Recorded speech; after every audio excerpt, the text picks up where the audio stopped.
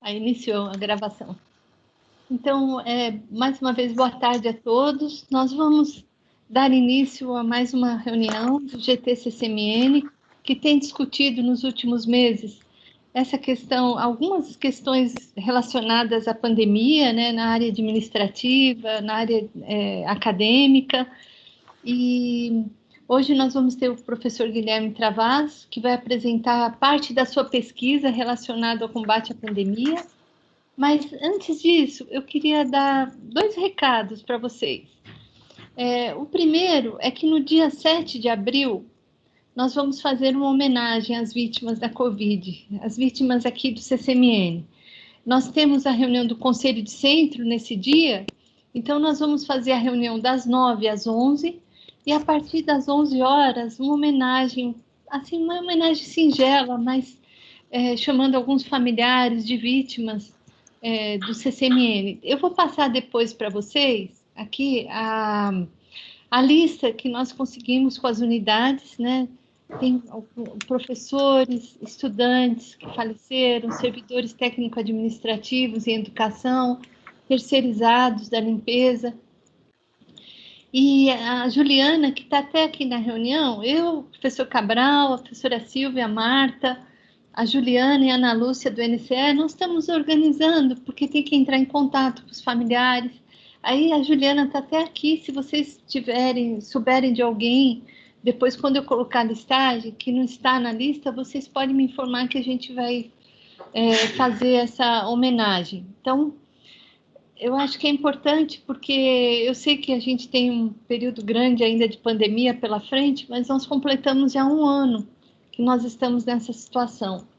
Então, acho que vale a pena lembrar e manifestar solidariedade com os familiares e uma questão de empatia também, né? Eu acho que é tudo muito difícil. Então, eu já conversei com algumas pessoas, né, que perderam parentes, servidores do CCMN, do Valongo.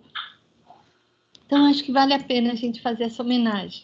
Se vocês puderem participar, depois eu vou mandar o link para vocês, tá bom?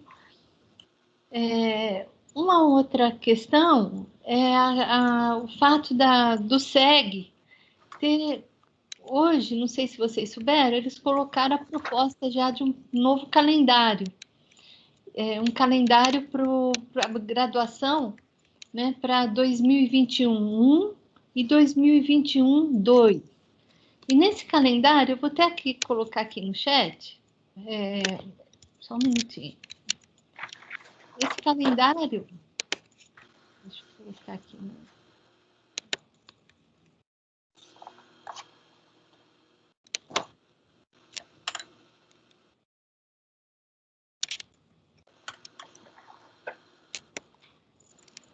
Não está dando para ler, né? Deixa eu ver aqui.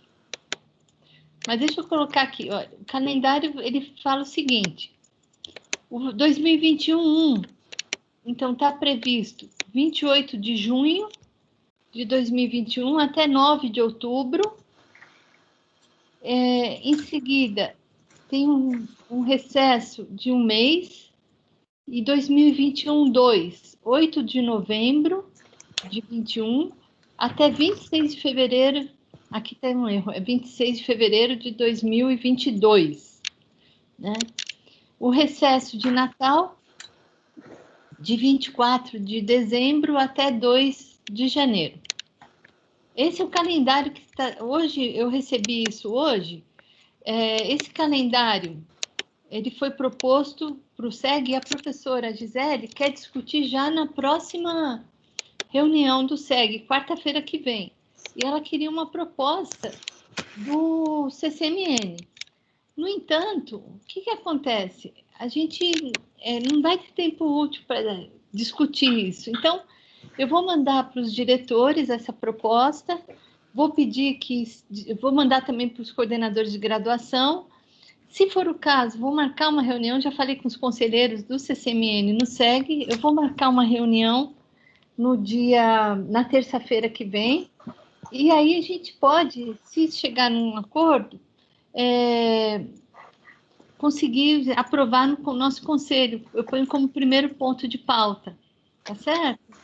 É que não está dando para ver, mas é dia 28, não sei por que saiu assim, mas é 28 de junho a 9 de outubro, e depois 2021, 8 de novembro a 26 de fevereiro, com um recesso de Natal e Ano Novo entre 24 de dezembro e 2 de janeiro. Então, o período de um mês está aí nesse intervalo entre 2021 e 2021, 2. Uma coisa que eu percebi é que já tinha uma manifestação de um grupo, né, para aprovar no Consune férias agora de um mês, agora entre esse período e 2021.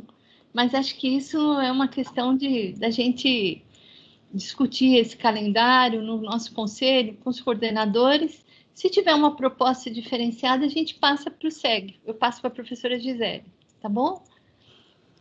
Esses eram os 2 recados que, em princípio, eu queria dar. O professor Guilherme já chegou, estava dando aula, né, Guilherme? Aí, depois, no final da reunião, a gente pode abrir para alguns comentários, depois que terminar a nossa palestra de hoje, mas eu acho que, por enquanto, era isso que eu queria colocar. Tá bom, gente? Guilherme, então, primeiro eu queria agradecer a sua presença aqui no nosso GT. Só para você ter uma ideia, o nosso GT começou a funcionar no junho do ano passado, né, em função da pandemia, para discutir as condições de CCMN, administrativas, acadêmicas e várias outras questões. E nós temos representantes de todas as unidades do CCMN. Então, a gente convidou já várias pessoas para falar das pesquisas na UFRJ, pesquisas de fora da UFRJ, tudo que pode nos ajudar a esclarecer alguns pontos relacionados a essa pandemia, um período tão difícil que nós estamos vivendo. Então, eu queria agradecer mais uma vez por você ter aceitado esse convite nosso. Eu vi uma parte da sua palestra no GT pós-pandemia, eu achei muito interessante, por isso que eu falei, vamos ver se o Guilherme consegue apresentar aqui para a gente. Então, eu passo a palavra para você, Guilherme. Muito obrigada. Tá.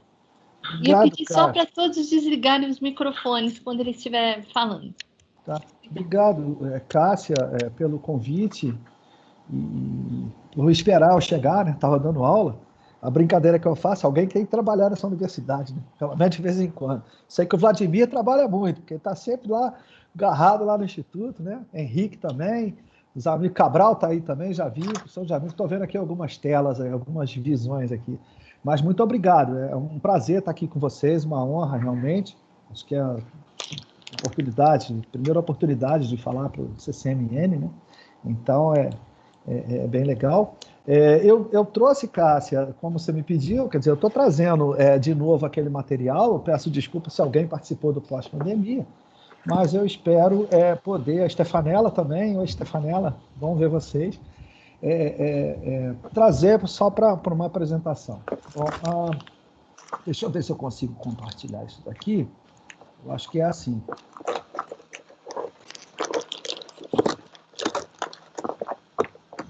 Vocês já estão... Eu não consigo ter retorno na minha tela, mas eu acho que vocês já estão vendo, né? A minha tela aí, não? Estamos sim. Aqui, Guilherme. Sim. Tá, ok. Então, o que eu quero trazer aqui para os colegas que talvez não me conheçam, eu sou Guilherme Horta Travassos, sou professor do Programa de Engenharia de Sistemas de Computação, da área de Engenharia de Software, atual coordenador do Programa de Sistemas, programa pioneiro e protagonista aí da computação, comemorando 50 anos, né? Comemoramos ano passado, e tenho atuado desde o início da pandemia, junto ao GT Corona, né? O GT Coronavírus, atualmente divido a coordenação do GT com o professor Medronho, né? Ele é o líder do GT, e tenho também participado das discussões aí no pós-pandemia, então eu faço um pouco essa ponte. E as questões que dizem respeito ao que eu vou trazer aqui, muito mais voltadas numa expectativa e perspectiva de 2 projetos, né, que tem a ver com essa coisa de Covid, embora a gente no GT tenha participado e desenvolvido bastante coisa no que diz respeito a diferentes sistemas de software, né? O nosso envolvimento no GT e nessa coisa da Covid remonta lá de janeiro do ano passado. Eu estava em férias, eu vi a professora Cássia falar em férias aí, estou doido para férias de novo, mas eu também tive umas férias meia boca agora, não deu muito certo não. Mas onde a gente começou a trazer um pouco essa discussão das tecnologias contemporâneas, principalmente de software, para ajudar na luta contra a Covid, né? Nesse tempo, o nosso grupo trabalhou com diferentes opções e tal, mas a gente estava sempre muito envolvido com essa questão do 4.0, de trazer essas soluções contemporâneas para diferentes situações. E a saúde sempre foi uma coisa que nos atraiu bastante, e a Covid acabou abrindo uma porta bastante interessante no sentido da gente efetivamente ajudar, né, nesse cenário e poder apoiar a questão da transformação digital, porque lá atrás, quando a gente começou a discutir bastante, o professor Rafael Galiês, a enfermeira Patrícia Furtado, o próprio professor Medronho, tinha a professora Terezinha, enfim, vários atores envolvidos nesse cenário, né? A gente identificou uma necessidade brutal de apoio sistêmico no que diz respeito às ações de combate à pandemia, né? A gente estava totalmente perdidos no sentido de tecnologias, e a gente percebeu que lançar a mão dessas coisas poderia ser bastante interessante para poder ter as oportunidades de disponibilizar tecnologias que permitissem algum tipo de acompanhamento interno na universidade para poder colocar no ar essas ideias aí que a gente estava trabalhando. Então, assim, baseado nisso e olhando para os problemas, a gente trouxe todo o aparato tecnológico que a gente tinha, já usava nos nossos projetos, para organizar as soluções que diziam respeito. Eu vou mostrar 2 exemplos aqui que diziam respeito a 2 situações específicas. Uma particularmente voltada para a área de sistemas de saúde, de fato, né, que tem a ver com uma demanda, uma necessidade imensa do nosso complexo hospitalar, e que depois a gente descobriu que era uma demanda bastante grande de outras unidades de saúde próximas, de parceiras, né, e mesmo de indivíduos, ou seja, a gente está com uma versão um pouco mais elaborada já em andamento, eu vou comentar. E a outra solução, então essa solução é o oxímetro IoT, e a outra solução é o SAFE, o FRJ, que surgiu numa demanda por conta das discussões que estavam sendo feitas no GT, né, e que culminaram no plano de contingência e culminaram no guia de biossegurança da UFRJ, que são questões transversais ao aspecto pandêmico, que a pandemia motivou, mas que, de certa forma, tem nos provocado uma série de preocupações e uma série de questionamentos do ponto de vista das nossas instalações e a necessidade da gente evoluir o nosso ecossistema, né? Então, assim, obviamente as ações dentro do cenário do GT coronavírus, elas foram bem mais amplas do que simplesmente esses 2 sistemas. Eu estou trazendo eles como exemplo, mas, assim, a gente desenvolveu e está envolvido com muitas coisas, junto com o professor Cláudio Miceli, né, de Farias, e a professora Priscila Lima, do NCE, que estão juntos com a gente nesse projeto, que também são lá do PESC. A gente desenvolveu bastante coisa no sentido de modelos de predição epidemiológica. O Covidímetro é um exemplo de sistemas que foram construídos, os portais de acompanhamento. A gente desenvolveu soluções para CPST, para fazer a parte de acompanhamento e diagnóstico do corpo social.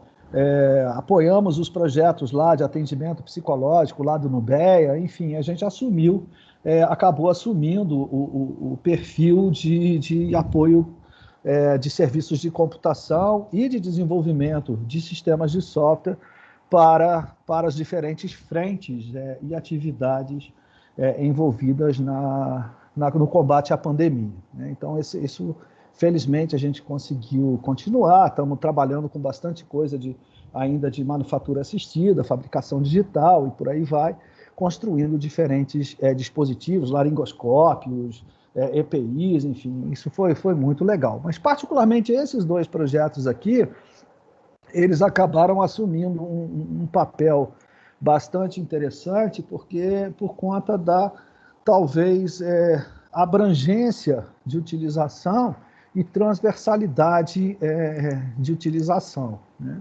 Então, o primeiro deles, por favor, vocês fiquem à vontade de me interromper, perguntar, tá? Não tem...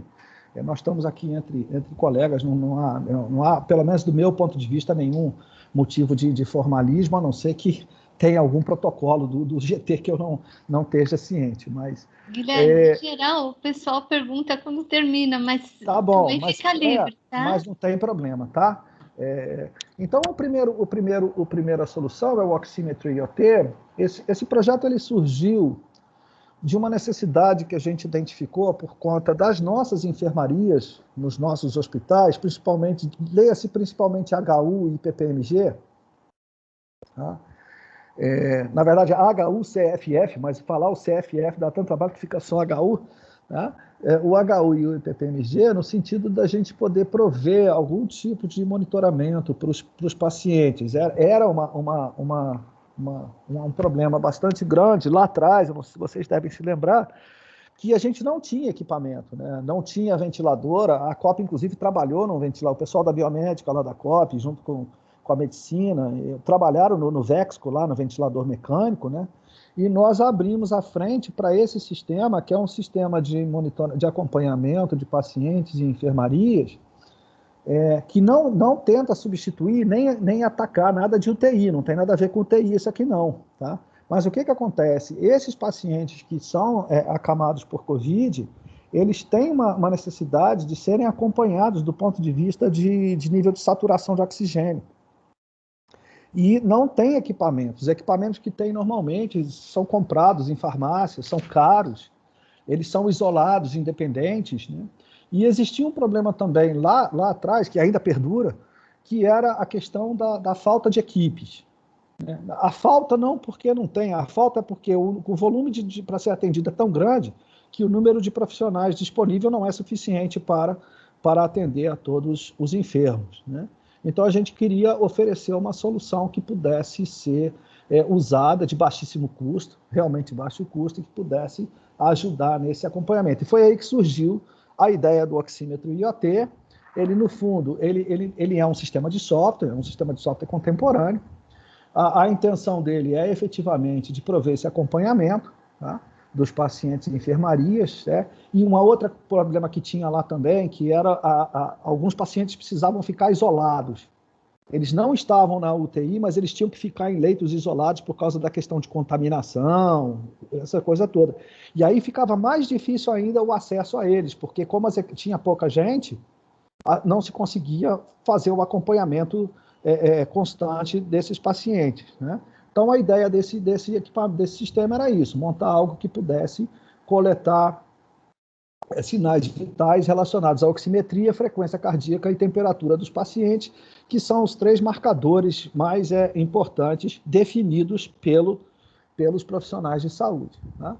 E aí, o seguinte, o equipamento, ele é bastante interessante, porque ele funciona de forma individual, independente, mas ele é IoT, então ele consegue se comunicar com uma central, né, onde ele troca essas informações e que os profissionais de saúde conseguem fazer o acompanhamento desses leitos, ou seja, cada enfermaria tem aproximadamente 10, 12 leitos, então a gente tem um painel com 10, 12 oxímetros sendo registrados e isso daí acompanhando, tá? Uma evolução desse cenário, desse dashboard, foi a construção de apps para aplicativos, onde o médico e o profissional de saúde conseguem acompanhar o paciente. Então, basicamente, o que a gente tem são esses equipamentos, são reais, tá? E eu acho que se de pegar o equipamento, está lá dentro, depois eu dou um jeito de entregar lá. Mas esses equipamentos eles foram construídos, então a ideia básica, a gente tem os sistemas, né, eles têm, isso aqui tem toda uma eletrônica embarcada, a gente vai ver daqui a pouco, ele coleta aqui os marcadores correspondentes de oxigenação, temperatura, frequência cardíaca, né, e transmite isso para um painel, onde eu consigo ter a percepção por equipamento, né, e por acaso esses aqui são os protótipos funcionando, a gente construiu já 3 protótipos, tem 3 equipamentos, tem um equipamento para o HU, um para o IPPMG e um para ficar em casa, que é justamente para ver as 3 vertentes do sistema, e a gente consegue olhar, acompanhar o que está acontecendo com o paciente, seja através de um dashboard num browser, seja através de um aplicativo num telefone celular. Tá? E, basicamente, o que se faz, esse aqui é a versão 0, né? Esse foi o primeiro. O que se faz eu tenho um conjunto de sensores, tá? Que estão associados ao equipamento, esses sensores fazem a leitura dos marcadores, etc., manda isso para o equipamento e isso transmite para a central. Tá? Então, a gente construiu, esse projeto ele começou, envolve uma equipe multidisciplinar, né? Com diferentes graduandos, a gente tem alunos, isso é muito legal, o legal desses projetos é isso, essa participação e envolvimento dos alunos, né?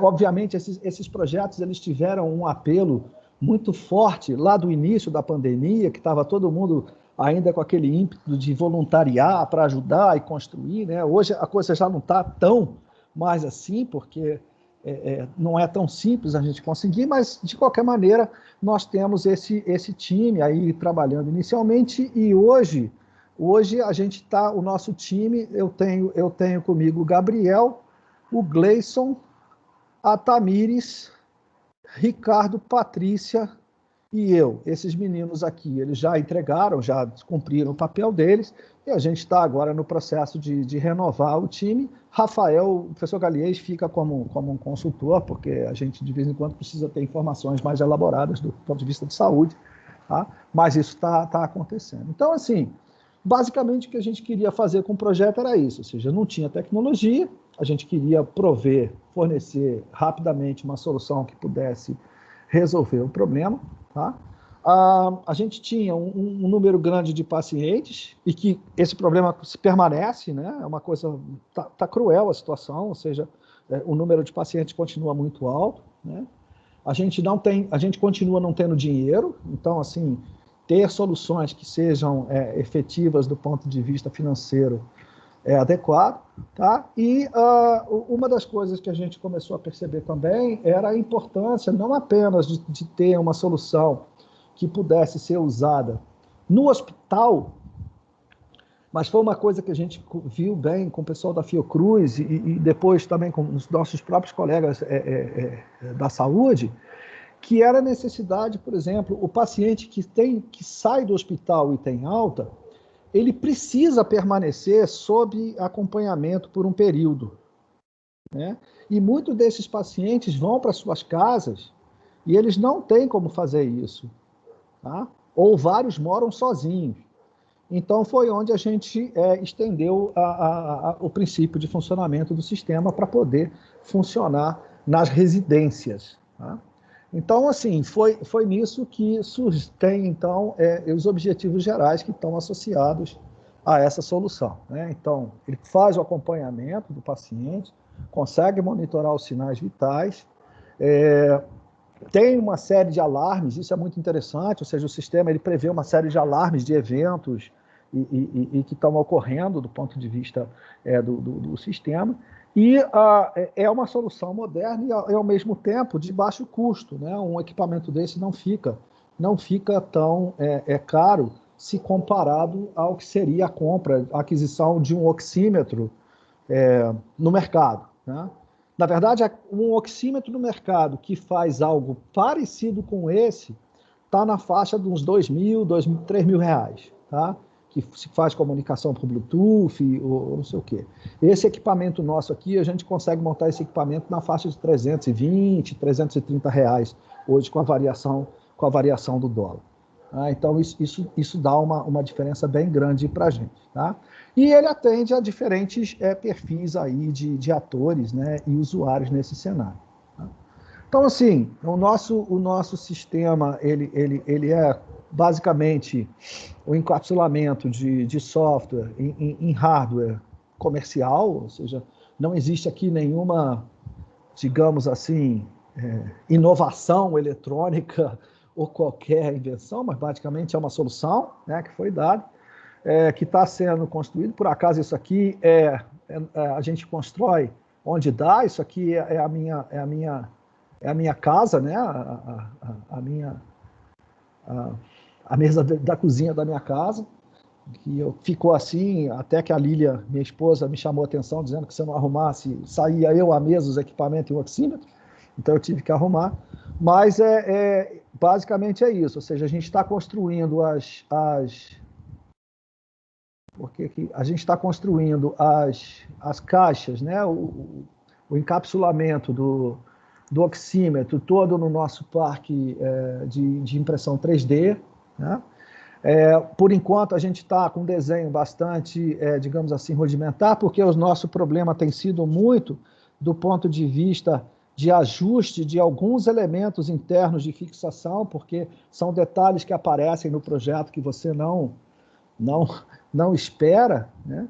Mas, de qualquer forma, e também calibragem de algumas questões. Isso aqui é o nosso sensor de temperatura, que a gente descobriu que o infravermelho tem que ter uma distância da pele, e aí tem que improvisar com um tubo de caneta Bic para ver a distância certa, e eu colocar no meu pulso para poder mexer, porque é a forma como a gente está desenvolvendo. Mas, de qualquer maneira, a gente está fazendo essas coisas, estamos com os materiais e recursos já disponíveis, né? E uma das coisas que a gente está fazendo agora é o registro na Anvisa do INPI, porque essa é uma solução que merece o registro, e a gente vai ter que fazer também todo o acesso de avaliação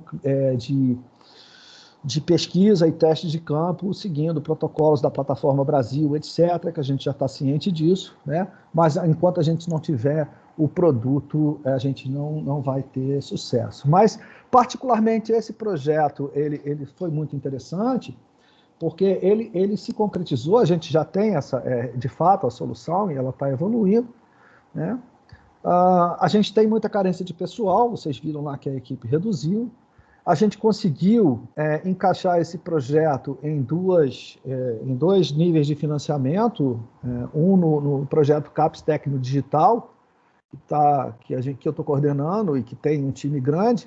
Esse projeto é interessante porque ele tem algum recurso de custeio, tem bolsas de pós-doutorado e de doutorado, mas não tem bolsas de apoio técnico, que é o que a gente precisa para construir, né, os artefatos. E o outro projeto é o do Hub Rio, que a gente emplacou, o professor Roberto Medronho, que está coordenando esse projeto, onde a gente vai usar os recursos para produzir as versões que vão para a comunidade, né, aqueles equipamentos que vão para a comunidade. A nossa expectativa é que a gente possa construir vários equipamentos desse para poder implantar. Então, a solução básica, ela diz respeito a esse produto, né? Ou seja, eu tenho um dashboard, cada oxímetro ele aparece na minha tela como se fosse num determinado perfil, e eu consigo, a partir disso, fazer acompanhamentos, né, do que está acontecendo com o meu sistema. Tá? Então, esse é o primeiro projeto que a gente tem, do ponto de vista geral, que é o oxímetro IoT, e ele se encontra hoje nesse status, ou seja, a gente tem os equipamentos construídos, nós estamos produzindo as novas versões das caixinhas que vão encaixar a eletrônica, né? Porque a gente tem que fazer agora, já está buscando materiais que sejam higienizáveis, essa coisa toda.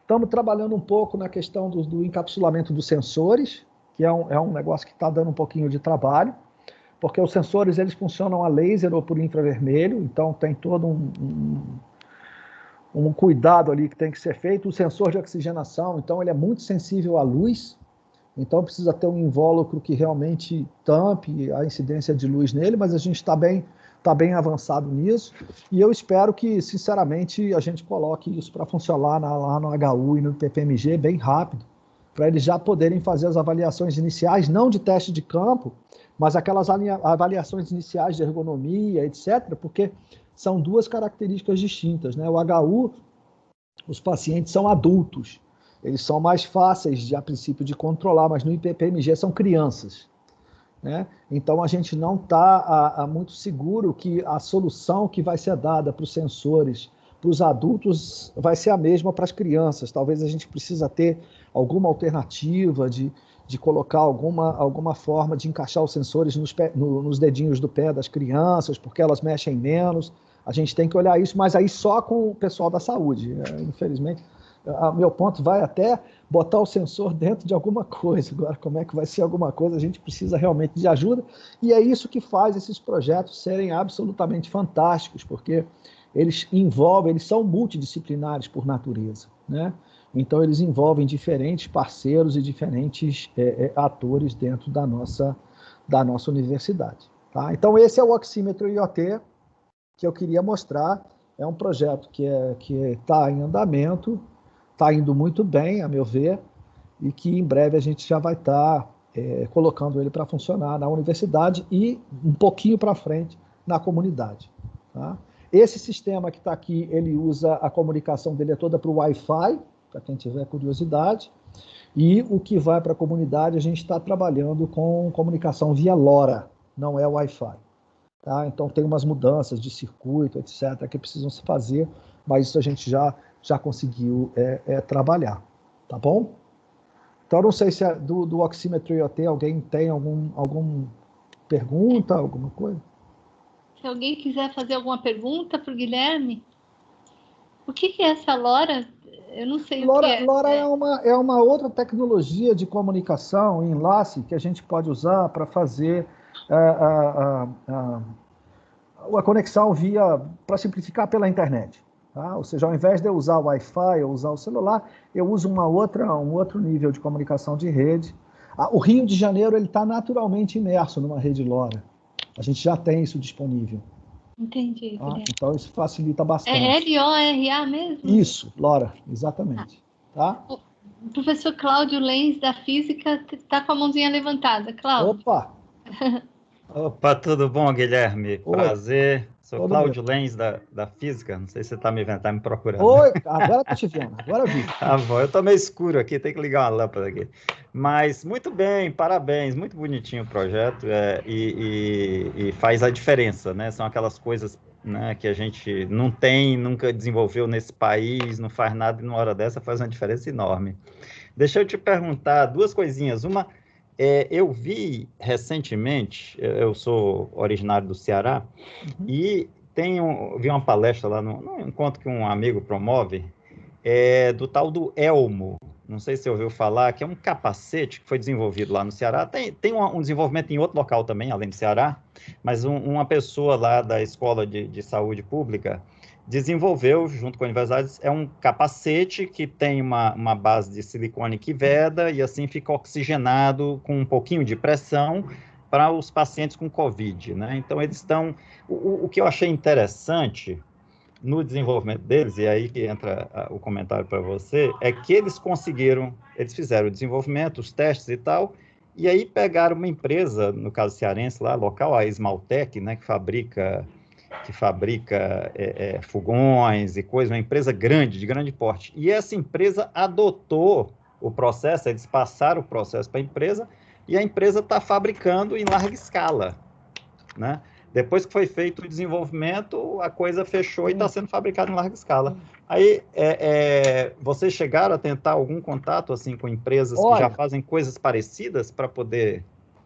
Em parte, sim. Na verdade, a expectativa que a gente tem desde o início é que isso possa acontecer. Certo. Tá?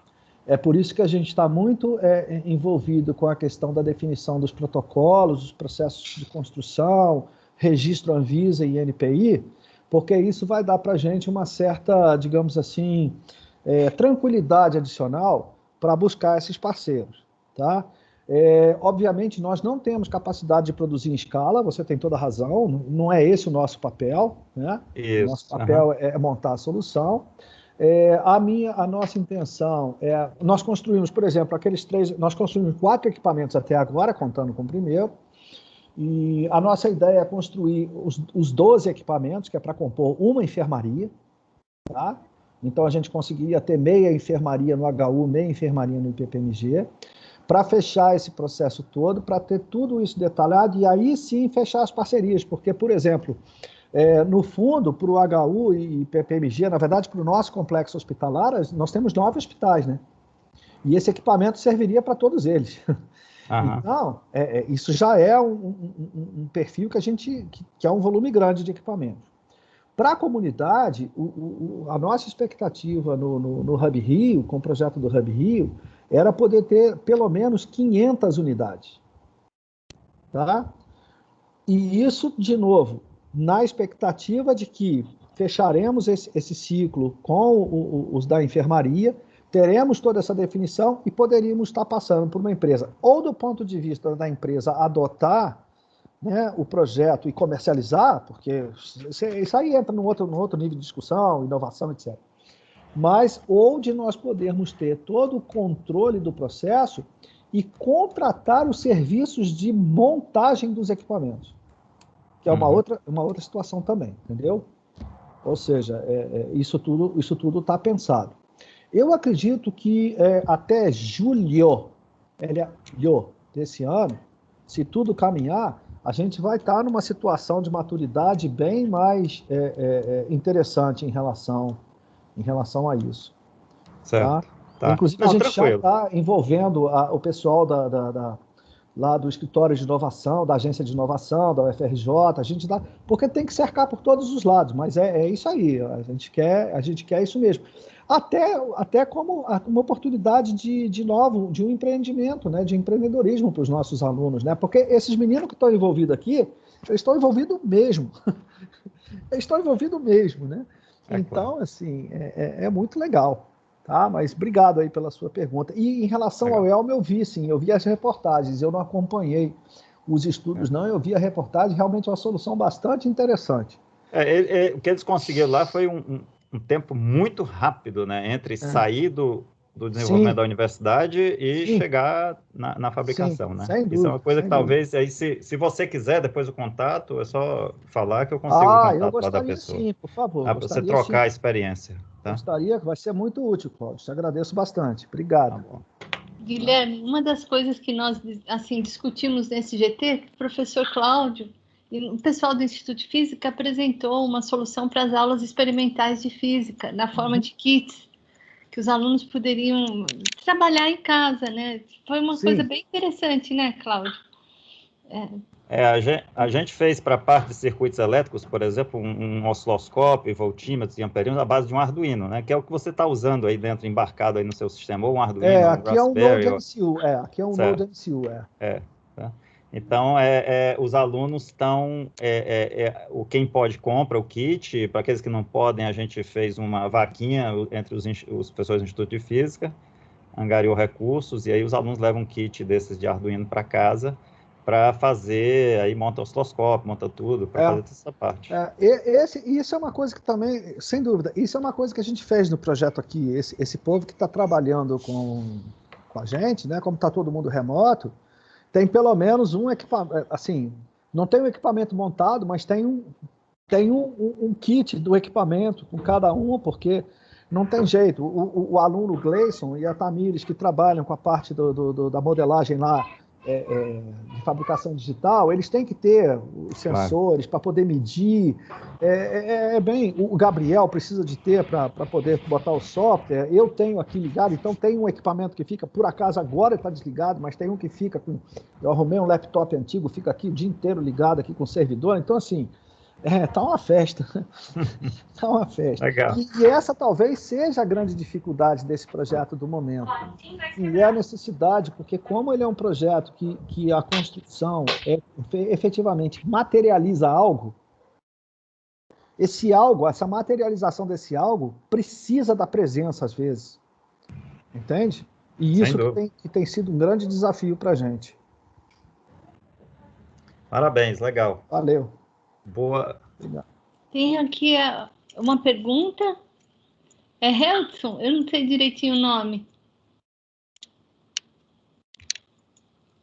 Ok. É Eudson.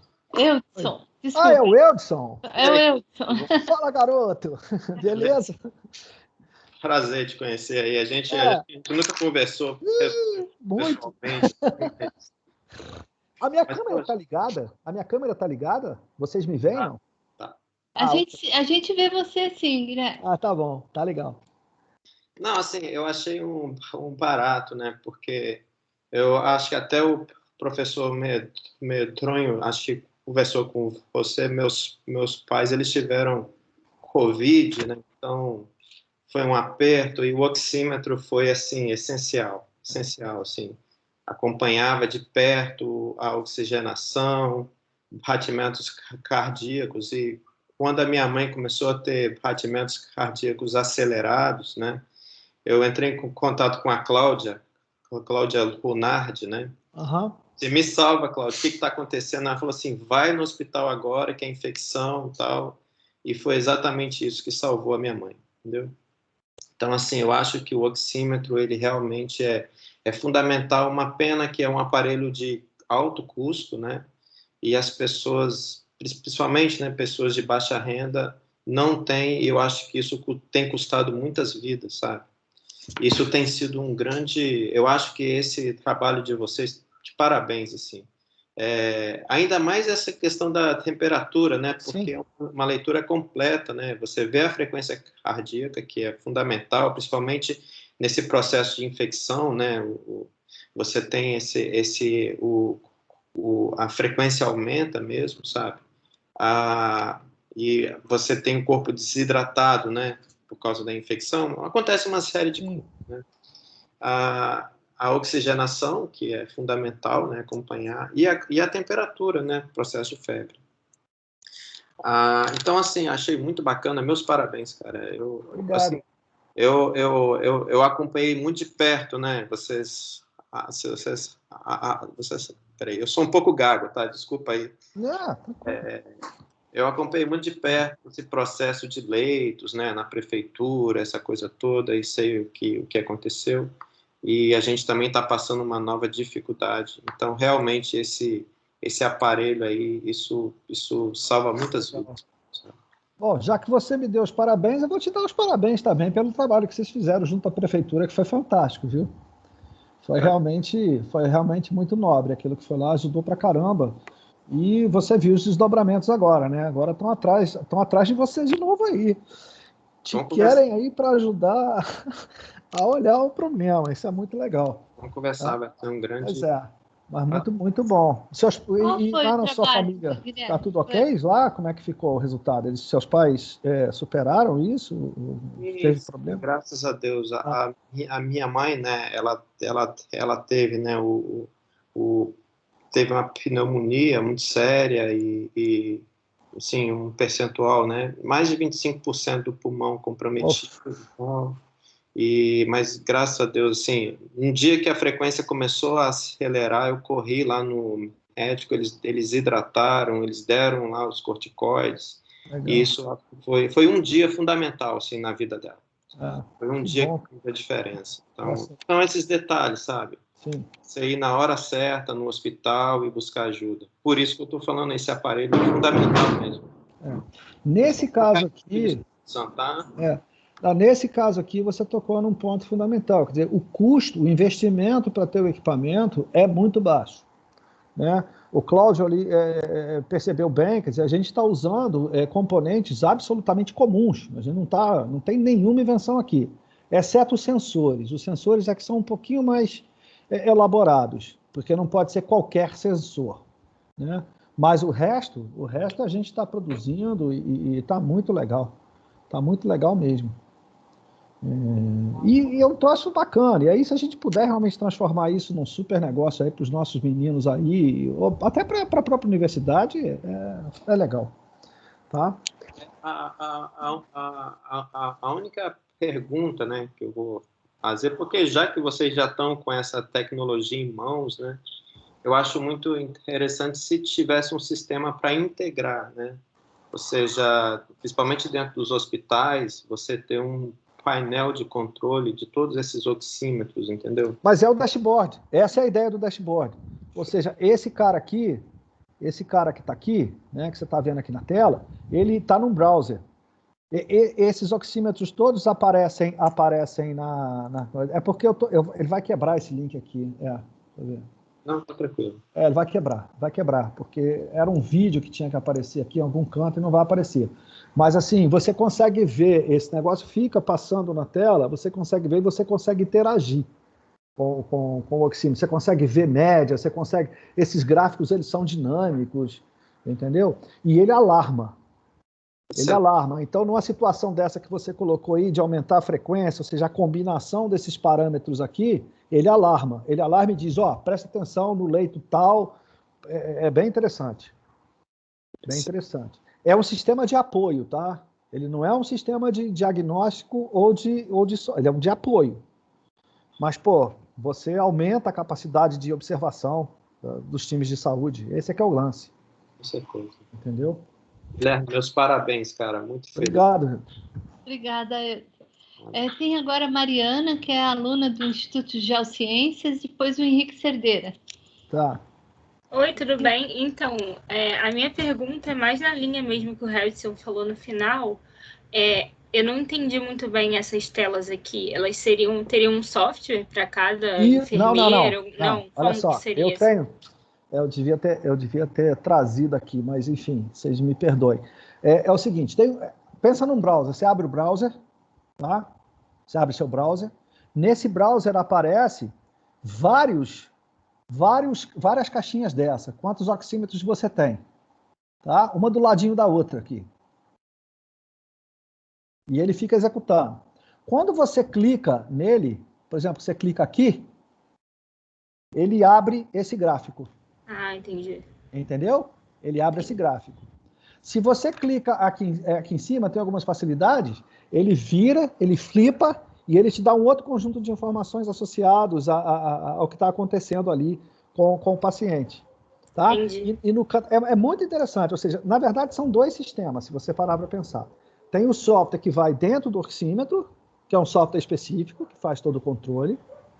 Este software, ele se comunica com este painel através de um broker, que é o tal do IoT. Tá? Então, ele fica o tempo todo mandando coisa. Ele tem o display, deixa eu ver se eu mostro aqui. Aqui. Ele tem um display, tá certo? Ou seja, ele tem esse display que você pode ver usando o equipamento. E ele manda esse sinal, ele manda para o dashboard. Então, eu tenho como ver no leito e tenho como ver agregado no meu sistema. Entendi. A ideia, então, é ficar num painel de monitoramento, que nem ele tinha falado? Ou, pensam em colocar como, não sei se algum software de celular para enfermeiros? Não sei no seu área de saúde. Não, isso a gente tem. Isso aqui tem o aplicativo. Esse aqui é o aplicativo, que eu posso ver oxímetro por oxímetro. Tá? Esse aqui é o meu painel. Esse painel, ele pode ficar, por exemplo, numa televisão, numa TV. Na onde fica a equipe de saúde. Entendi, era isso a minha pergunta. Era só isso mesmo, a parte prática, não visualizei. Muito obrigada. Nada. Obrigado por sua pergunta. Obrigada, Mariana. Agora tem o Cerdeira e o Graham da matemática. Cerdeira, o Henrique. Opa, boa tarde, Guilherme. Oi, Henrique. Parabéns, meu amigo. Tudo bem? Tudo certinho. Bom. Parabéns aí, assim, eu estou bastante entusiasmado com a ideia, que eu estou me lembrando aqui, uma vez que eu tinha feito uma pós-graduação em neurociência, eu era o único engenheiro da turma, e os médicos falavam de um monte de problemas, e até o Paulo Matos, eu acho que o Paulo Matos é daqui do UFRJ, aí ele falava, temos até um engenheiro na turma, e eu vi uma série de problemas que, aparentemente, para a gente de engenharia era só juntar coisas, e para eles era assim, uma coisa excepcional. E essa é mais uma situação em que a maravilha que, de certa forma, tem um monte de coisas simples que simplesmente, esse simplesmente dá trabalho, não é simplesmente do tipo, deu pouco trabalho, não, dá trabalho, mas você simplesmente juntou tudo e criou, e tem uma inovação, né? Você falou sobre a equipe de enfermagem, na realidade, isso aí deve desestressar a equipe de enfermagem, que tem que, de leito em leito, comparar ou medir cada um desses parâmetros, né? Agora tem um dashboard que pode dar uma olhada, não é decisiva, mas pode dar uma olhada no geral. É que nem acompanhar o voo do aeroporto pela televisãozinha. Já é um estresse a menos, né? Então, essa ideia é maravilhosa, tá? Assim, essa é a parte dos parabéns. Aí, a pergunta que eu tenho assim, é mais uma curiosidade, porque tem algumas soluções que, às vezes, a gente tenta, às vezes, construir tudo do zero, tá? E é legítimo isso, porque daí vem muito aprendizado, mas, assim, porque alguns oxímetros, apesar de não ser para a população ainda ser muito caro, mas eles são relativamente baratos em relação a alguns outros equipamentos, e toda a eletrônica já está ali embarcada e eventualmente certificada. Em algum momento vocês chegaram a pensar nesses oxímetros de dedo que vendem mesmo, de tentar capturar os dados dali, em vez de fazer todo o sensoriamento de temperatura. De temperatura, normalmente, eles não têm, mas de batimento cardíaco, de oxigemetria. Vocês chegaram a pensar nisso? Tipo, pegar um oxímetro comercial e botar o IoT nele. Essa é a minha pergunta. É uma curiosidade, porque assim, isso faz parte do desenvolvimento. Esse é um ponto importante. Confesso que a gente chegou a dar uma olhada em alguns equipamentos, tá? Desistimos de usar alguns equipamentos por causa do investimento que a gente precisaria fazer para comprar o equipamento. Sim. Tá? Porque nem todos os equipamentos eles têm facilidades de comunicação. Então, assim, não adianta eu comprar um oxímetro standalone, porque eu não tenho como entrar nele e colocar qualquer tipo de circuito eletrônico para conectar com a internet e mandar sinal por Bluetooth ou por aí vai. Então, assim, as soluções que a gente tinha, pelo menos que nós encontramos naquele momento, pode ser que existam outras agora, elas indicavam valores, por exemplo, de oxímetros na faixa, como eu falei, de R$2.000 a R$3.000 por um oxímetro que mandava só para o Bluetooth e mandava só oxigenação e frequência cardíaca. Não tinha temperatura. Tá? E foi aonde a gente decidiu construir, montar este equipamento, por mais simples que seja. Tá certo? Agora, eu confesso que, por exemplo, numa evolução dessa solução, poderia ser muito interessante, talvez, pensar em tentar embarcar ou evoluir o software desses smartwatches que tem alguns relógios que têm oxigenação, ele tem oxigenação, frequência cardíaca e temperatura. Tá? São soluções mais caras, mas que podem ser interessantes no sentido de você construir talvez um sistema de acompanhamento mais, digamos assim, amplo. Tá? Para esse caso particular, ou seja, para o nosso problema hospital, essa solução se demonstrou talvez a mais viável no sentido de investimento. Porque a gente, com investimento mínimo, a gente consegue ter um recurso bastante interessante. Você vê, se eu pensar aqui, um oxímetro com Bluetooth custa R$3.000. Eu, com R$3.000, a princípio, implanto uma enfermaria inteira. Né? De investimento de dispositivo. Né? Então, assim, foi muito por aí, mas essa é uma opção bastante interessante.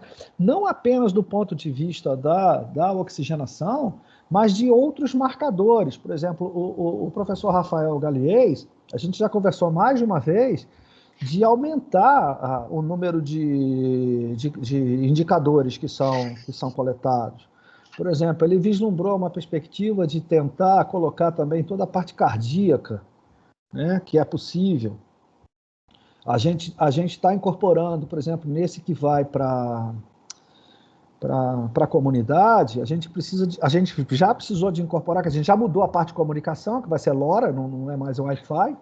Pode ter Wi-Fi, mas tem que ter LoRa, porque nem todo mundo tem Wi-Fi em casa.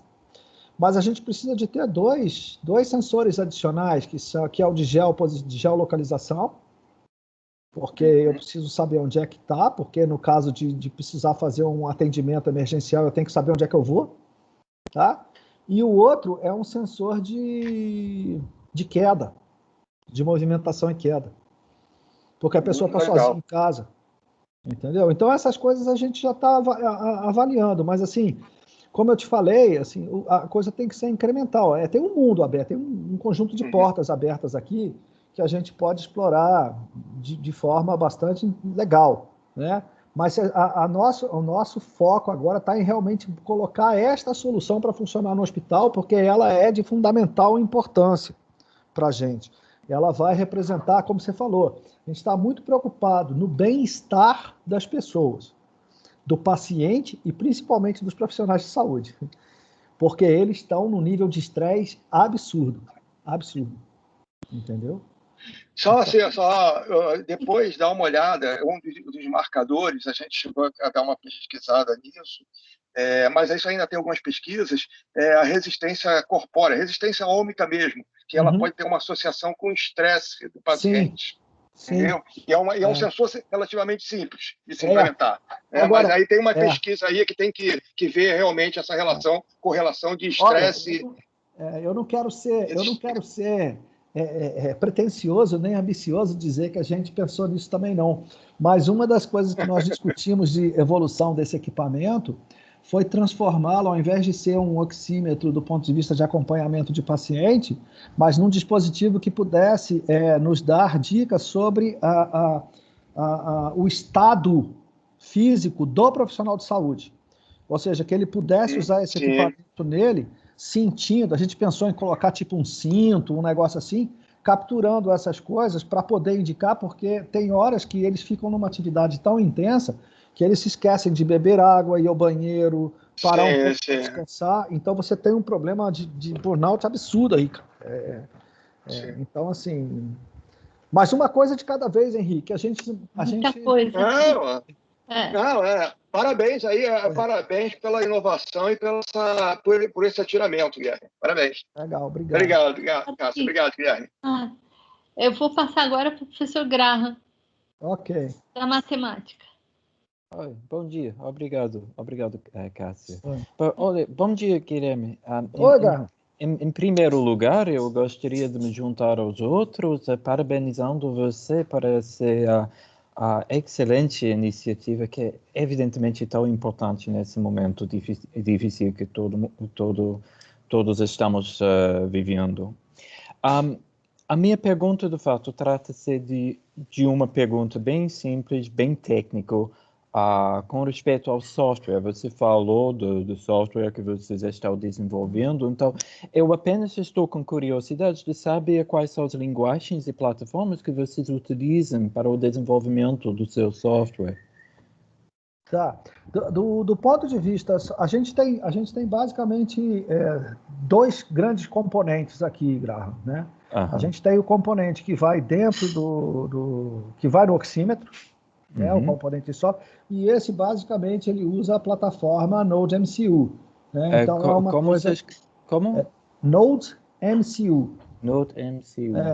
Então a gente está trabalhando com ROs em Python, em bibliotecas convencionais, tá? Porque a gente usa a própria plataforma dele. Do ponto de vista do dashboard, esse dashboard que a gente construiu, se eu não me engano, essa solução está em React, um framework React. Tá? React, como em inglês, React. Isso.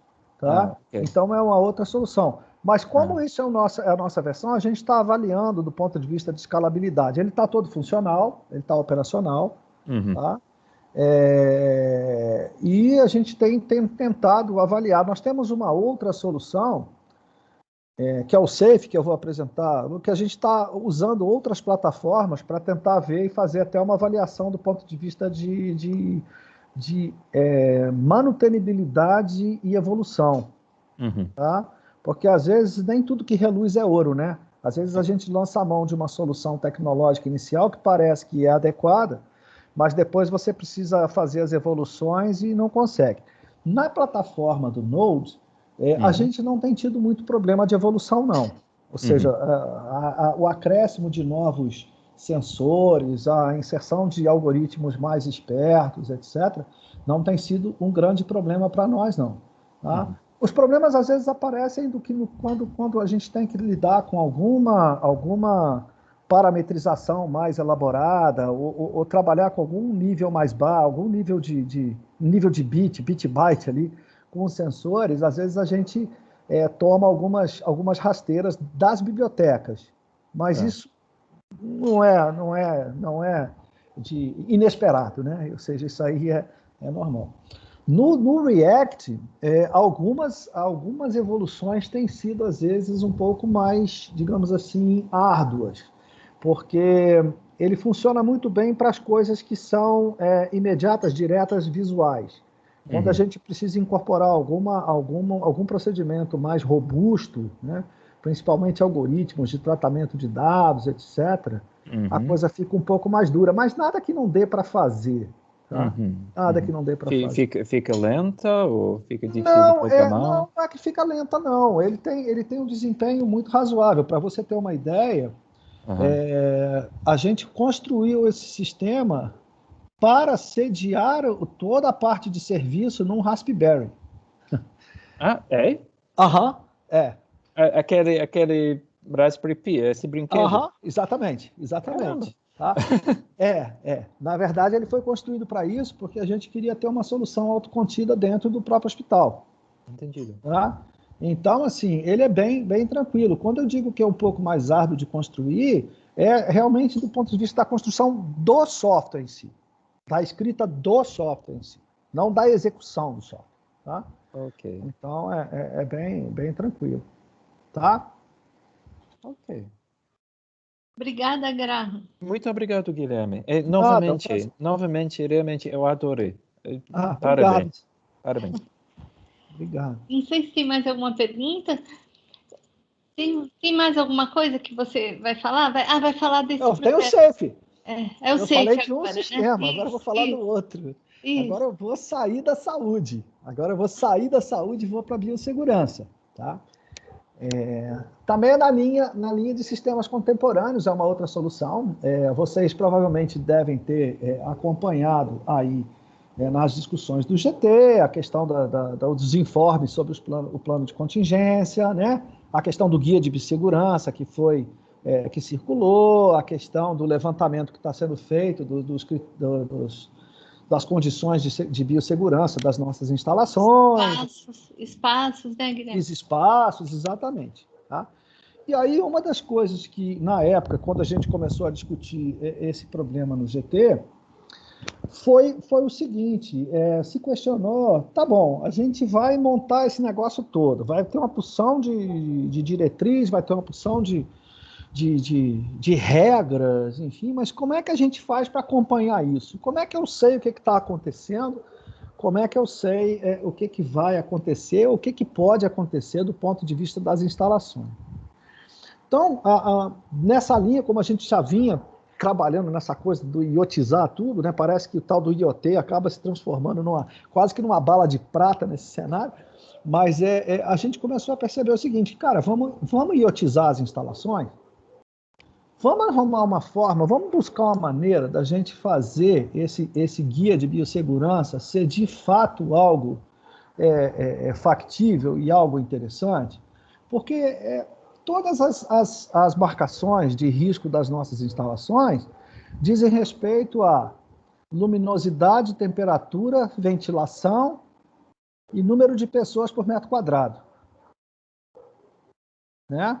Será que a gente não consegue ter algo que pudesse ajudar a mostrar se os pressupostos de biossegurança estão sendo observados? Foi onde nasceu o SAFE. Tá? O SAFE, enquanto o Oximetry IoT foi um projeto que de fato saiu, quando o SAFE saiu dessa discussão, eu julguei esse projeto dentro de uma disciplina, que foi um barato, de uma disciplina de graduação, uma eletiva que a gente tem, junto com a Engenharia de Computação e Informação. Os alunos compraram a ideia, né, eles vestiram realmente a camisa, e a gente construiu o SAFE. Então, o que é o SAFE? O SAFE é um sistema de acompanhamento, de novo, nessa arquitetura, dashboard, sistema IoT, etc., em que os requisitos básicos do sistema estão diretamente relacionados ao que está estabelecido no Guia de Biossegurança da UFRJ. Tá? Então, o que o sistema faz é permitir ao administrador, então agora já não estou mais com o profissional de saúde, tá, pessoal? Agora eu estou administração, ou seja, eu quero que o administrador do complexo, do centro, possa perceber o que está acontecendo nas instalações, do ponto de vista de uso, né?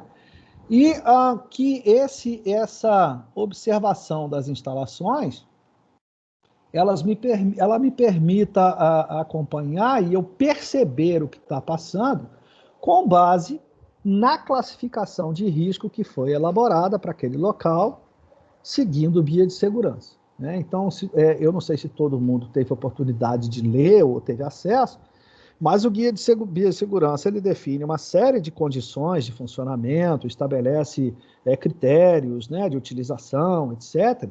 E ele apresenta, ele classifica as instalações de acordo com níveis de risco, né? Se eu não me engano, verde, amarelo e vermelho. Tá? E esse nível de risco é um cartaz, esse aqui é um cartaz previsto no Guia de Biossegurança, tá? Aonde eu consigo indicar o que está acontecendo naquela minha instalação ou como é que foi classificada aquela instalação, e isso vai levar a me perceber o perfil de uso daquele local. Tá? Então, basicamente, o que o SAFE faz é acompanhar o uso dos locais, tá? Indicando como é que está o determinado perfil de risco daquela instalação, me dizendo quem é que está usando aquele local e como é que está a questão das condições de uso do local, e isso daí em tempo real. Tá? Ou seja, eu acompanho isso no dia a dia do meu projeto. Então, assim, de novo, esse sistema ele foi construído com os nossos alunos da Poli, né, de Eletrônica e Computação, então, de Computação e Informação e alguns de Engenharia, porque o legal desses projetos é que eles envolvem essa combinação. Tivemos alguma participação também do pessoal de pós, e temos aqui com a gente a Patrícia, que também faz parte do nosso grupo lá do Oxímetro, que é uma profissional da área de saúde que está dentro da nossa equipe aí, ajudando nesses projetos. Tá? Então, assim, por que a gente queria isso? Porque a gente estava discutindo o retorno das atividades, né? A gente está sempre discutindo o retorno das atividades, a esperança é a última que morre, a gente vai voltar, né, professora Cássia? A gente tem que voltar em algum momento, eu não aguento mais ficar em casa, tá? Então a gente estava discutindo isso, a gente sabia que precisava garantir, né, a questão dos riscos, né, e de acompanhar essa ação, e que a gente tinha regras para serem atendidas. Então, o que a gente fez foi transformar essas regras em requisito, bolar sistemas que pudessem ser instalados nas salas, e aí, com base na representação da estrutura de utilização, né? Ou seja, essa aqui é a planta estrutural do bloco H do CT, tá? Do terceiro piso do CT, só para como exemplo. E a gente consegue ter a marcação da classificação de cada uma das instalações, e eu consigo acompanhar o que está acontecendo com elas. Tá? Então, a percepção ela é geral, no sentido de que a gente consegue ver, o administrador consegue ver, a gente tem como fazer a notificação de necessidade de manutenção ou limpeza nas salas, tá? E os usuários têm como acompanhar o que está acontecendo naquela sala, principalmente naqueles espaços tipo assim, laboratório, né? Laboratório que tem o uso mais intenso. Nem sempre todo mundo pode estar dentro do laboratório, então é possível quem está de fora acompanhar, ver quem é que está no laboratório, quem não está no laboratório, né? Então, assim, na mesma linha lá das soluções, nós estamos montando os equipamentos, a gente já está com os protótipos funcionando, né? Esse aqui é o protótipo do elemento lá do dispositivo que faz a medição. A gente tem sensores de movimentação, de entrada e saída, a gente tem sensores de umidade e temperatura, e a gente tem sensores de nível de CO2, né? Porque a gente sabe que quando o nível de CO2 está muito alto, a ventilação está ruim, né? Então, é uma espécie de surrogate que a gente tem para fazer esse acompanhamento. E aí, cada sala vai contar com um dispositivo desse, e esses dispositivos, de novo, eles se conectam num determinado dashboard e eles ficam também informando o que está acontecendo naquela sala, quantas pessoas entraram, quantas saíram, como é que está o nível de CO2, se a sala está disponível para uso, se ela não está disponível para uso, se ela terminou de ser usada, ela deixa de estar disponível, aí abre uma chamada de limpeza, de higienização para a sala automaticamente. Se tem alguma coisa quebrada, envia uma notificação de manutenção, né, de forma que a gente possa ter esse elemento aí apoiando a gestão, né? E é interessante porque ele funciona em tempo real, então você consegue ver o que está acontecendo, você consegue imediatamente, do ponto de vista de administração, né, muito bom para os núcleos de superintendência, para a prefeitura, etc., está olhando exatamente naquele momento o que está acontecendo. Então, a gente já está com os componentes, a gente está montando, a gente já tem 2 equipamentos desse. Esse está feio ainda porque a gente não encapsulou, mas a gente tem 2 equipamentos desse montados, né? Uma coisa boa é que o CCS apadrinhou o projeto, então a gente vai montar um piloto lá, a professora Anaíse já se comprometeu, a gente já conseguiu algum investimento. De novo, esses investimentos para esses equipamentos é muito barato. A gente está falando de amerreca, a gente está falando de coisa na faixa de R$200, isso não é nada. O pessoal do CCMN que tem projeto aí de $1 milhão, isso aí é merrequinha, né? Mas então, assim, a gente está montando isso, né? Também, de novo, nesse caso é registro INPI, não precisa o Anvisa, porque não tem nada a ver, mas também a gente já está olhando, e é na mesma linha da que o Cláudio convocou. É uma solução que ela é muito interessante, porque ela transcende a questão da biossegurança da UFRJ. Na verdade, as organizações, em geral, precisam de ter um acompanhamento como esse, né? Então, assim, com base nessas classificações, e aí a gente tem a expectativa de que esse levantamento que está sendo feito lá pela professora Fátima, do nível de risco das instalações, ele esteja disponível, porque esse é um input importante para nós, ou seja, a gente não faz a classificação da instalação, a gente parte do princípio de que essa classificação ela foi feita e nos foi fornecida para a gente poder aí comparar, tá? A gente está entendendo que vamos poder instalar esses sensores, e aí, claro, né, esse talvez seja algo que precisa ser avaliado. Eu não sei se todos os locais a gente tem condição de instalar o dispositivo, né, porque ele precisa de energia, precisa de sinal de Wi-Fi e por aí vai, mas eu acredito que isso não seja problema, né? E, obviamente, a gente está num estado de projeto, que a gente tem um protótipo funcional, e a gente precisa, novamente, de pessoal, né, para poder apoiar esse desenvolvimento. Então, assim, essa é outra, deixa eu ver se tem alguma coisa aqui. Aqui, esse aqui, peraí. Deixa eu ver se esse cara aqui vai. Eu acho que esse eu tenho um vídeo, tá? Então,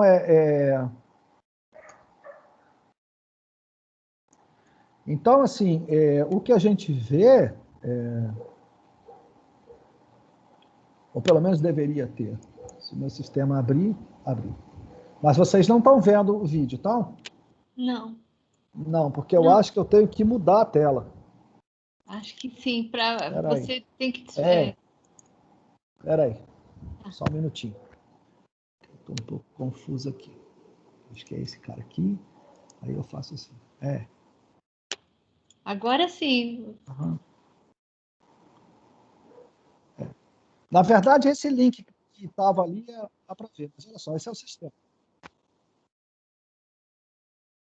Ele tem som ou não, Guilherme? Tem. Eu consigo liberar? Tem que compartilhar, né? Deixa eu ver.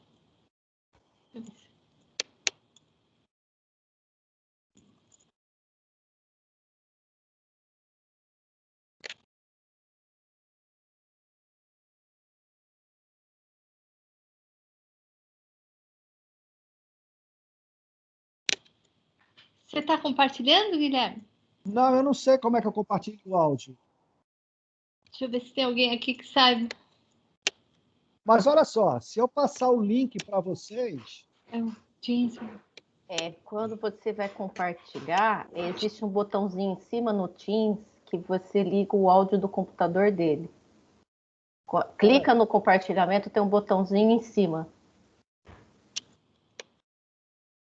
Peraí. Compartilhamento é do lado do microfone à direita, né, Marcos? Isso. Gente, Ao clicar nele, vai aparecer um botãozinho, está escrito incluir som do computador. quando eu colocar o compartilhar aqui, tá, eu escolho a janela, certo? Tá, mas em cima da janela tem um botão... Ah, já vi, tá aqui bem à esquerda, ok. Isso.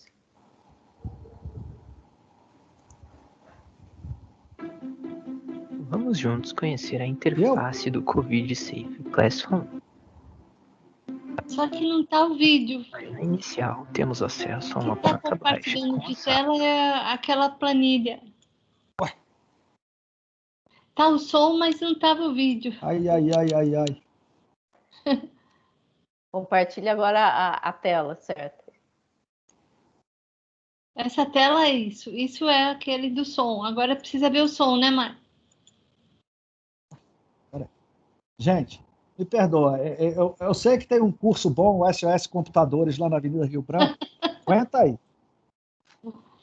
aí.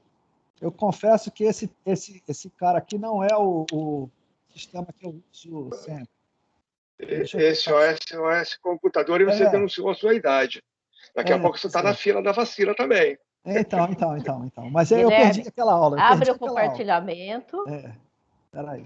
Clica no botãozinho do som e depois compartilha a tela que você quer, que é essa que tem o material. Vamos ver. Vamos juntos conhecer a interface. Isso, agora foi. Obrigado. Foi. Pode pegar seu diploma depois. Na inicial, temos acesso a uma planta baixa com as salas e para cada uma um círculo com o nível de risco associado. Também podemos consultar cada uma dessas plantas por bloco e andar.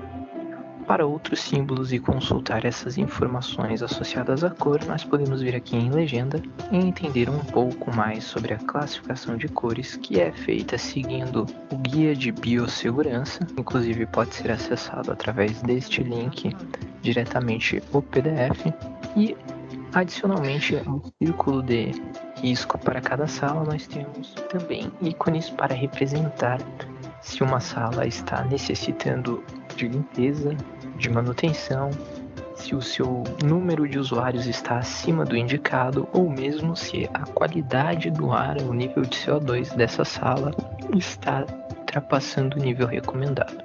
Agora vamos fazer o login para acessar funcionalidades extras que estarão presentes no painel do administrador. Logo no começo, informações sumarizadas sobre as salas, como total de salas, baixo risco, médio risco e alto risco, quantas em cada uma dessas categorias, quantas disponíveis ou indisponíveis para uso.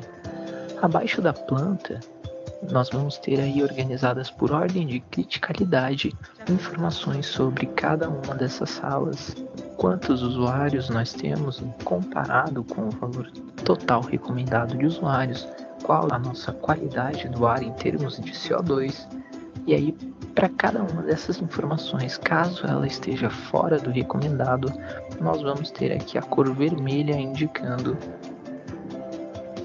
Outra funcionalidade muito importante para o administrador é manter a sua base de colaboradores sempre atualizada. Para isso, nós vamos então fazer o cadastro de um novo usuário e voltamos aqui no painel de administrador para dar continuidade. Para fazer o pedido de um novo cadastro, eu venho até login. Teve um problema aqui. Preencho com meus dados.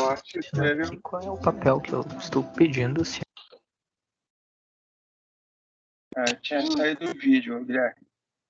Mas acho que deu para entender.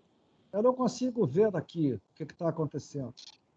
Mas acho que deu para entender, Guilherme. Eu só queria, assim, porque... deixa eu mandar. Peraí. Tá. Se tem o link, de repente manda o link, realmente. Exatamente, isso eu vou fazer.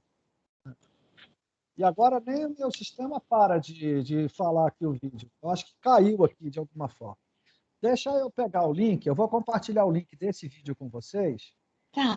Porque aí fica muito mais fácil de vocês acessarem e assistirem. Tá ótimo. Posso fazer uma pergunta, Guilherme? Pode. Deixa eu ver se eu consigo parar esse cara aqui. Não, que agora está aparecendo você, tá sem o vídeo. Pois é, mas o vídeo aparece para mim, esse que é o problema. Ousado. Esse que é o mais louco. Acho que tem que parar o compartilhamento, né?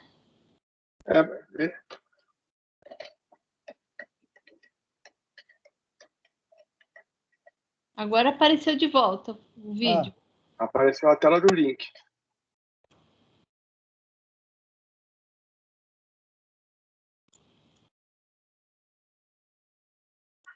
Acho que deve estar tocando de novo, mas agora sem áudio. Ai, por favor, olha só, me perdoem. Cancela aquele certificado que vocês iam me dar. Pode cancelar o certificado, que eu não passei agora nesse teste, não. Deixa eu pegar aqui o link da apresentação. Do vídeo, porque aí vocês veem. O roteiro, a narrativa toda quem fez foi um aluno, tá? Então, assim, dá um crédito para ele, que essa voz de Hollywood aí, os alunos... Eu não quis cortar o barato deles apresentando, porque como eles fizeram o projeto, eu achei que era legal deixar, tá? Sim. Mas, de qualquer forma, por favor, o link está aí no chat, fiquem à vontade de assistir, tá bom? Me desculpem aí por essa falha técnica aí, tá? Então, assim, pessoal... aqui no chat? Botei, coloquei. Não coloquei? Não. Tá, mostrar conversa aqui, chat da reunião. Colocou sim. Coloquei. Tá sim. Tá. Ufa, não, chat eu sei. Não, chat eu sei. Aí não, aí ia ser demais. Oi? Não, sabe uma pergunta que eu tenho, Guilherme? Esse dispositivo, ele é para quanto de área que a gente precisa? Qual é a área que ele consegue ter? Cada instalação tem um. Ele Certo. fica na porta de entrada e saída. Mas independentemente do tamanho da porta, sala, uma área, por exemplo, laboratório. Se você tiver um local que você tenha mais de uma entrada e uma saída, eu preciso ter um controle em cada uma dessas entradas e saídas, porque senão eu não consigo saber quantas pessoas entraram e quantas saíram, né?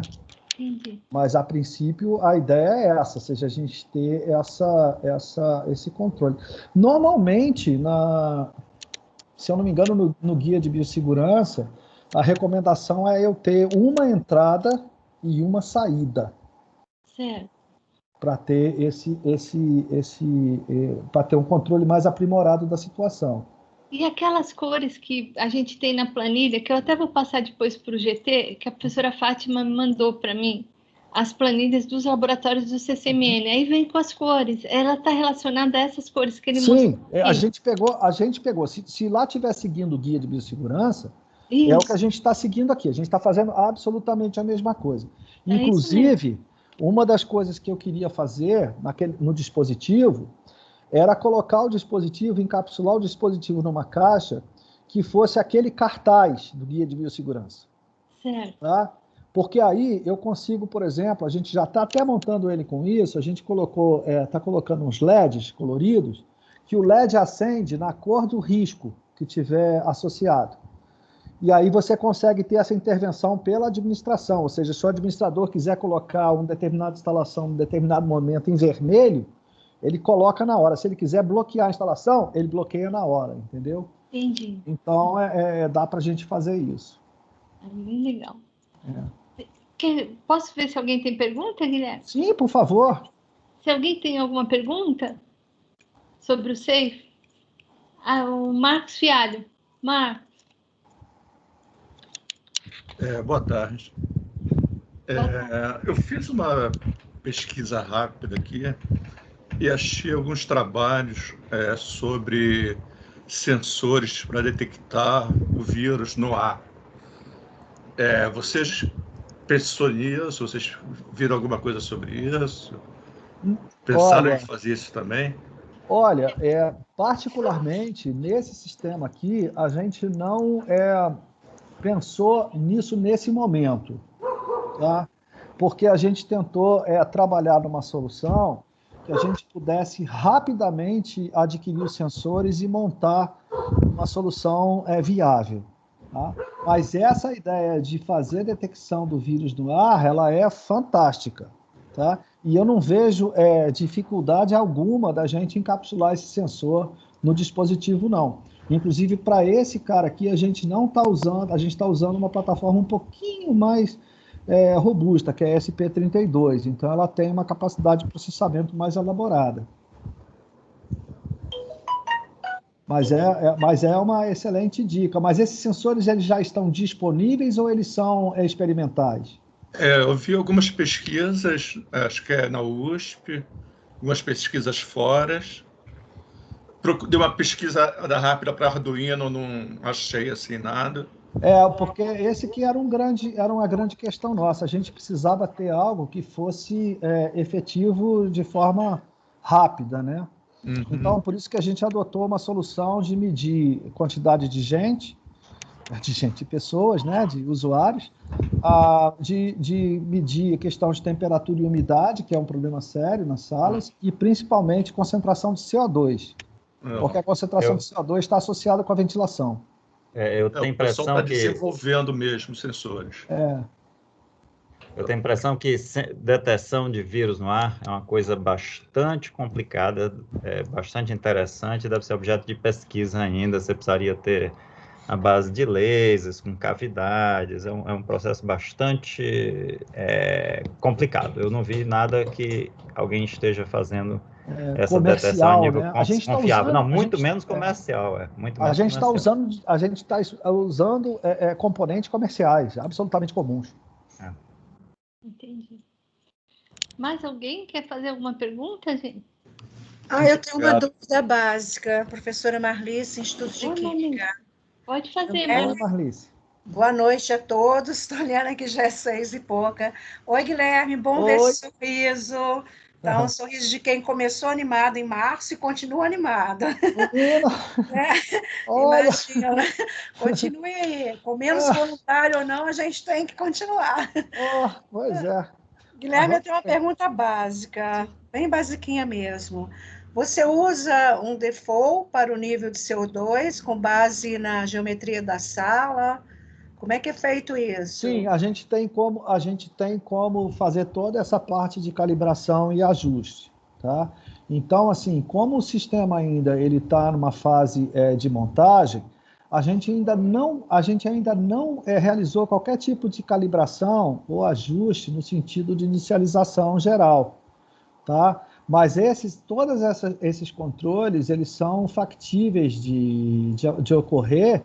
E, na verdade, assim, a gente precisa de, às vezes, ajuda nessas questões, né? Então, se tiver alguém aí disponível para ajudar nessas coisas, estabelecer esses requisitos, explicar para a gente esse negócio, estamos precisando. Viu? No Instituto de Química, a gente tem uma especialista em qualidade do ar, a professora Celeste. Tá? Seria ótimo. Eu acho que ela está na comissão de biossegurança do Instituto de Química. Muito legal. Qualquer coisa, se precisar de ajuda, estamos aí. Tá se bem ótimo. Que a gente conta mais com a sua ajuda.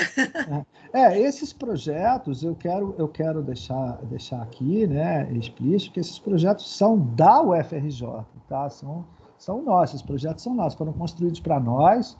Claro que, como todo projeto, tem que ter uma governança, uma orquestração, mas assim, eu espero sinceramente que a gente possa tirar proveito do bom sentido deles, tá?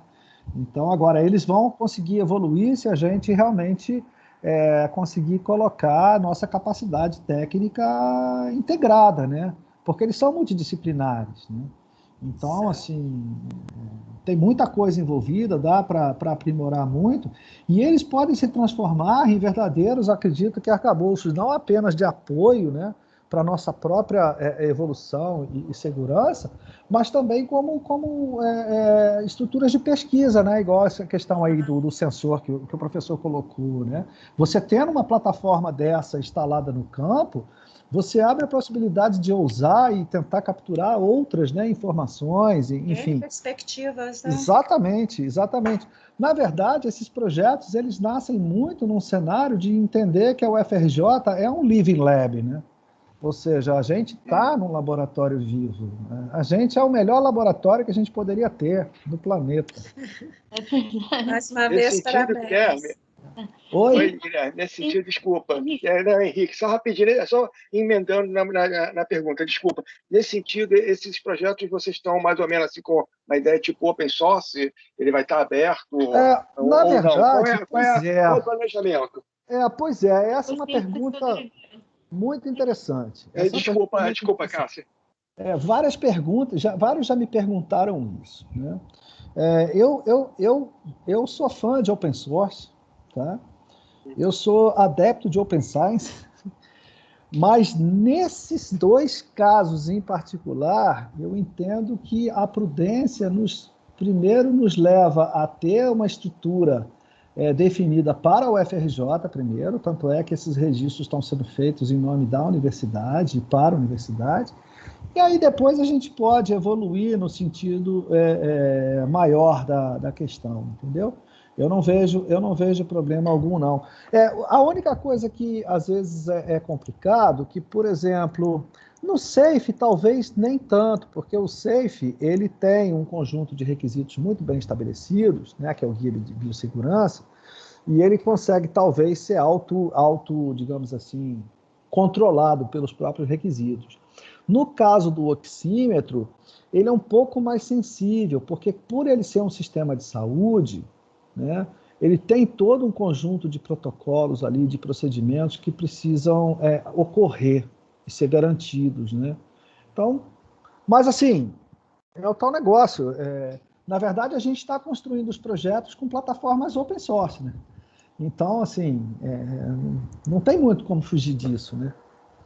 Tá? Eu tenho o professor Gregório agora.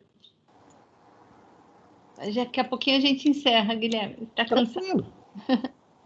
Professor Gregório.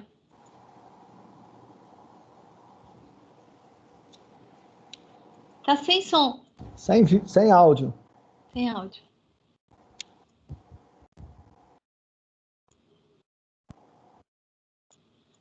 Essa questão da biossegurança. Vocês conseguem me ouvir agora? Agora sim. Perfeito. Tá, então, problema de browser, configuração, e eu sou um péssimo técnico de som. Descobri durante a pandemia que se tem uma profissão que eu não consigo aprender é de técnico de som. Mas você está muito melhor do que eu, que não consigo compartilhar o áudio e a tela. Não, o áudio é dificílimo, a tela ainda consigo me virar. Bom, eu queria primeiro começar com uma sugestão. Sim. Nestes tempos trágicos, uma das soluções aparentemente é tentar também traçar contatos cada vez que ocorram casos de Covid. E se você instalar esses sensores, talvez precise apenas de um sensor de Bluetooth para também conectar os celulares das pessoas, dos professores e dos alunos. E isso permitiria manter um registro de quem esteve aonde, em qual momento. O que permitiria, caso alguém seja testado positivo, imediatamente testar as pessoas.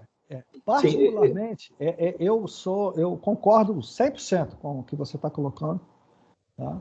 Existem outros aplicativos que foram, de certa maneira, trabalhados nesse sentido, eles não estão operacionais ainda.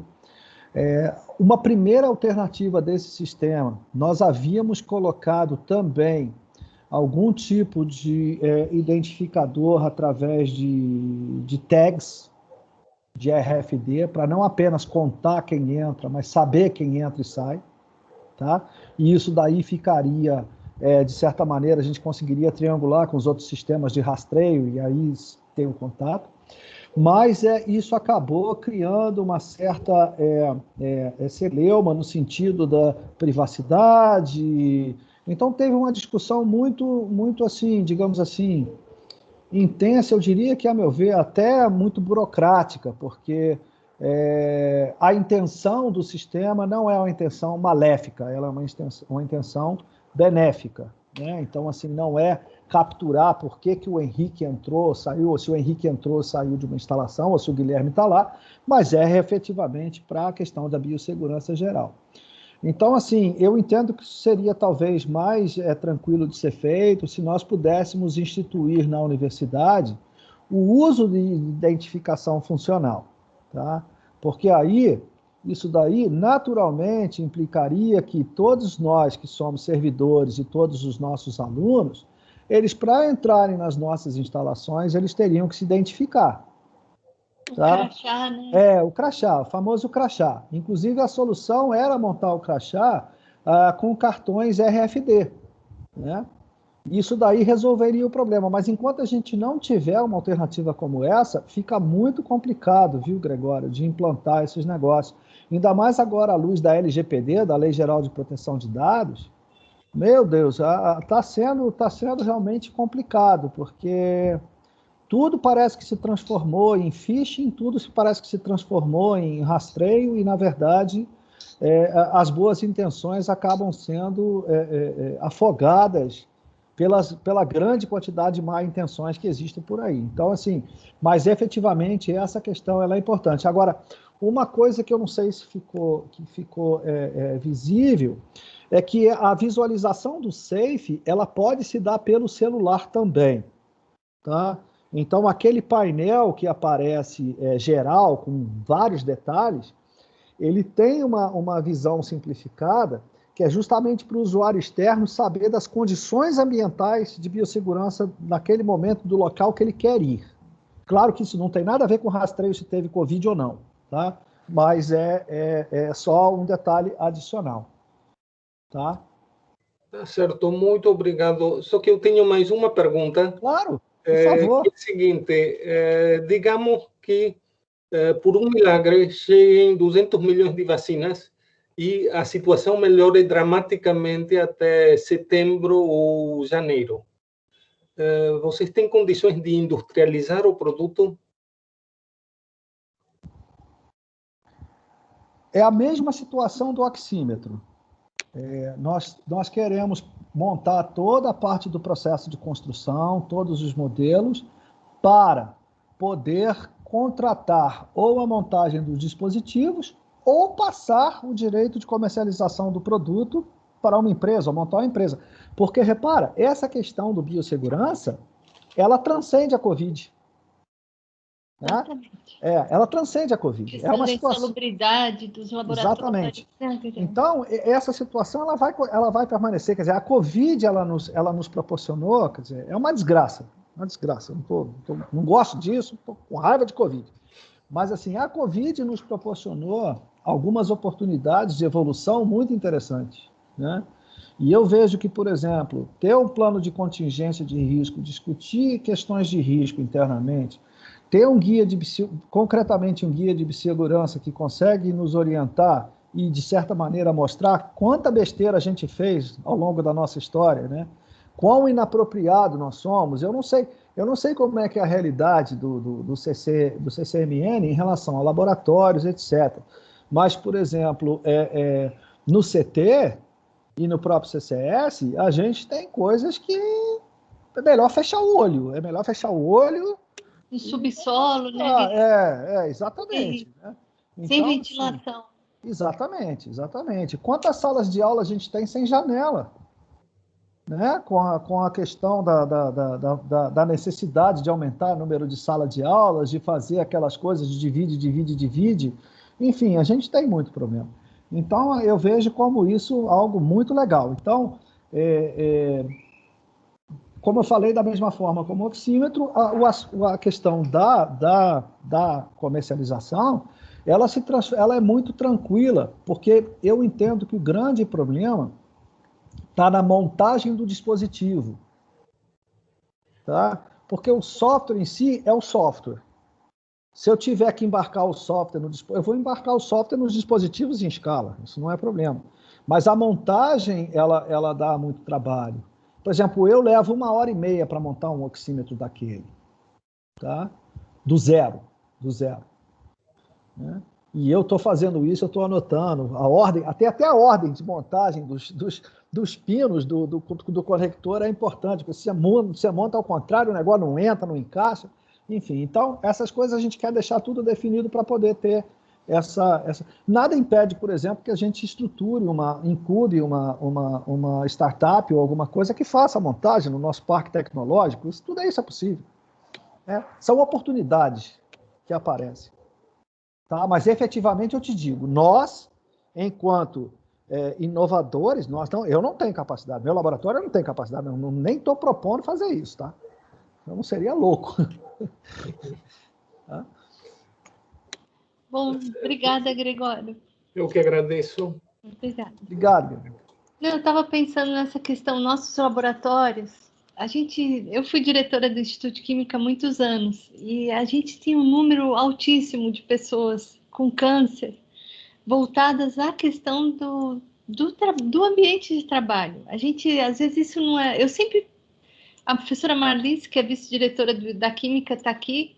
A gente sabe que essa questão da insalubridade é muito, muito grave, né, Guilherme? E a gente, Sim. Às vezes, não dá o valor necessário para ela. Eu acho que a gente tem que ser cuidadoso.